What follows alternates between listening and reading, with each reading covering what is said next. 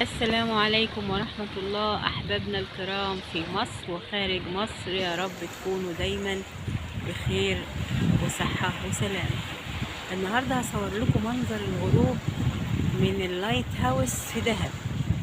زي ما انتوا شايفين كده منظر الجبال والكافتريات منورة، عاملة إضاءة حلوة قوي ورامية على المية اهون. زي ما انتوا شايفين منظر خرافي طبيعي جميل، ومنظر السماء، منظر الغروب والشمس نازلة، حاجة ممتعة جدا. الله على الجمال الطبيعي. هنقرب شوية كده.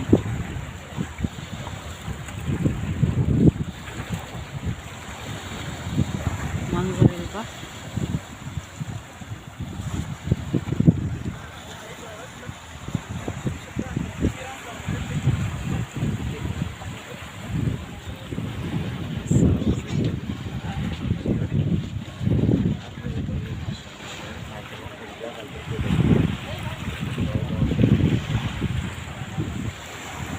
والبوبي بيتمتع مع جمال الشاطئ.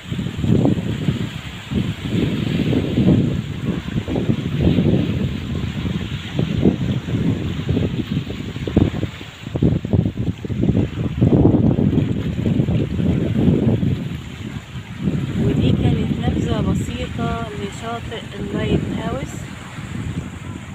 في دهب، لمنظر الغروب.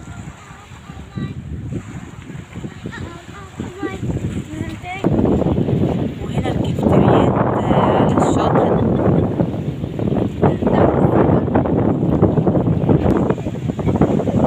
منظر الكافتريات ساعة الغروب منور الإضاءة بتاعته.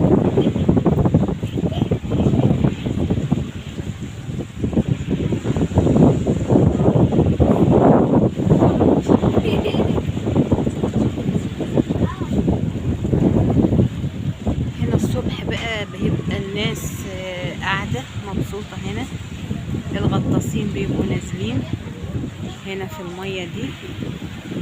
ساعة الغروب بقى الناس بتيجي تقعد، بقى ناس تانية بقى، ويبقوا قاعدين في طلبات وفي مشروبات، في حاجات حلوة للي جاي يقعد ويتمتع بالمناظر الجميلة دي معانا. مناظر الطبيعة والجبال والبحر، كل دي كافتريات على الشط.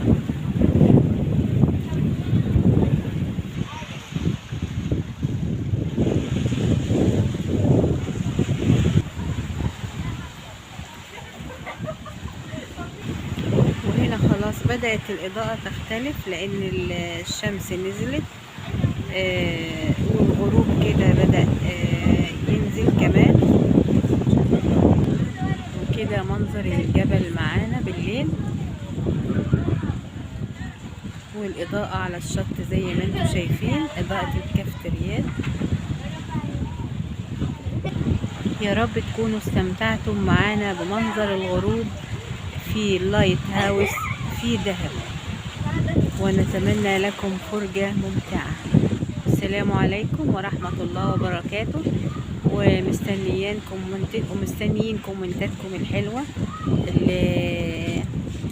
ويا رب نكون نلنا الإعجاب. وما تنسوناش بقى في اللايك والشير والسبسكرايب، يوصل لكم مننا كل جديد.